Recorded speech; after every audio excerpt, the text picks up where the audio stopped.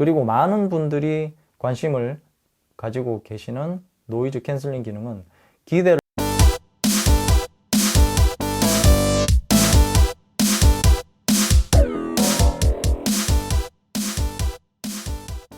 안녕하세요, 랩터입니다. 오늘은 갤럭시 버즈 플러스와 AKG N400을 자세하게 비교해 보겠습니다. 갤럭시 버즈 플러스도 AKG에서 튜닝을 했는데요, 둘의 차이점이 어떤 것들이 있는지 정말 궁금합니다. 그럼 출격!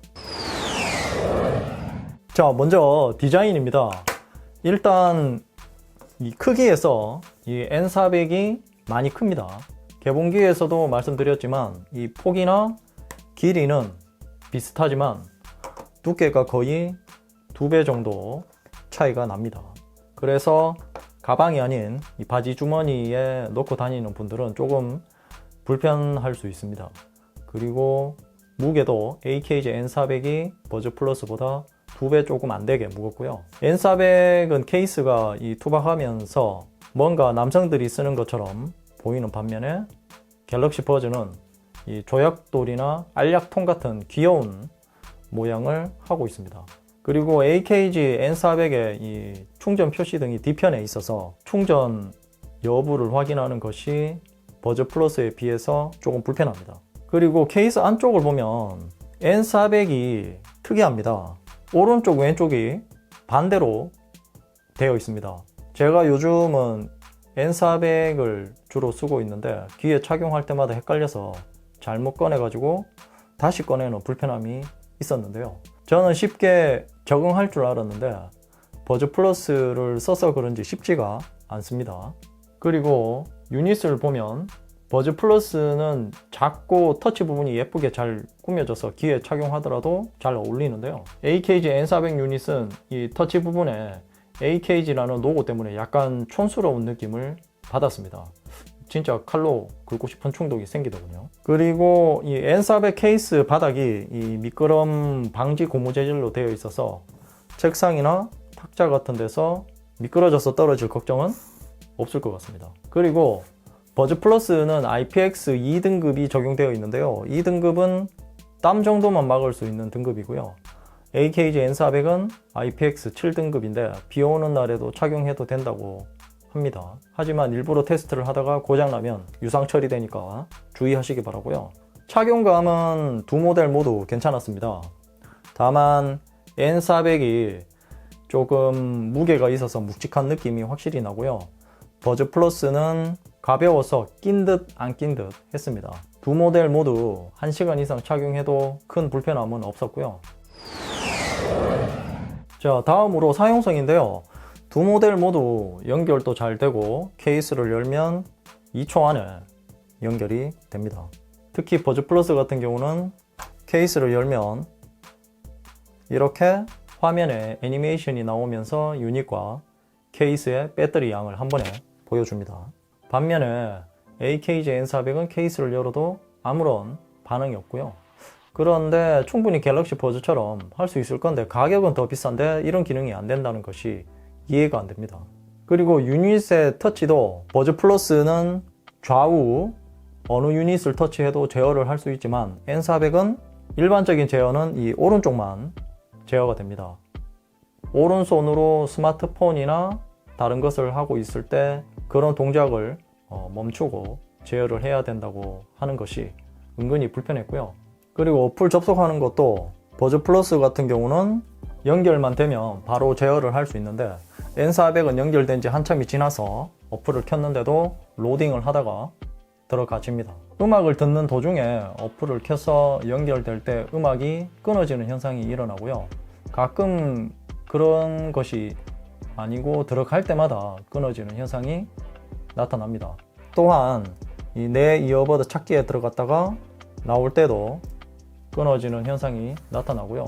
그리고 EQ 설정하는 방식은 호불호가 갈릴 것 같은데요, 전문가분들이 사용하기에는 이 N400 방식이 더 좋을 수 있다고 생각합니다. 자유롭게 설정하는 것이 가능하고요. 그런데 저처럼 소리 전문가가 아닌 분들은 사용하기에는 조금 불편할 수도 있을 것 같습니다. 저는 그냥 버즈 플러스처럼 정해진 설정을 선택하는 것이 편했고요. 그리고 많은 분들이 관심을 가지고 계시는 노이즈 캔슬링 기능은 기대를 많이 하시면 안 됩니다. 노이즈 캔슬링 기능을 처음 사용하는 분들은 아마 구분하기가 쉽지 않을 것입니다. 커널형이라서 기본적으로 소음 차단이 좋은 것도 있지만 에어팟 프로나 다른 고가의 노캔 기능이 있는 제품을 써보신 분들은 정말 실망하실 가능성이 있고요. 그래서 노캔 기능을 기대하고 구매하시면 안 될 것 같습니다. 대신 이 버스 소리나 지하철 소리, 뭐 비행기 소리 같은 이런 반복적인 소리는 어느 정도 걸러주는 게 되긴 되는데, 그 외에 다른 것은 걸러주는 기능이 조금 다른 기기에 비해서 많이 떨어지고요. 주변 소리 듣기는 갤럭시 버즈 플러스가 세분화된 것도 있지만 성능도 더 좋은 것 같습니다. 마이크 개수도 영향이 있겠지만 말이죠. N400은 2개인 반면에 버즈 플러스는 외부에 2개, 내부에 하나가 더 있거든요. 그리고 레이턴시도 갤럭시 버즈 플러스가 더 좋습니다. 왜냐하면 게임 모드를 지원해 주거든요. 레이턴시는 무선 이어폰 최대의 단점인데, 소리가 무선 이어폰까지 전해지는 지연 시간인데 게임상에서는 굉장히 중요한 문제입니다. N400은 이것을 지원하지 않기 때문에 참고하시기 바라고요.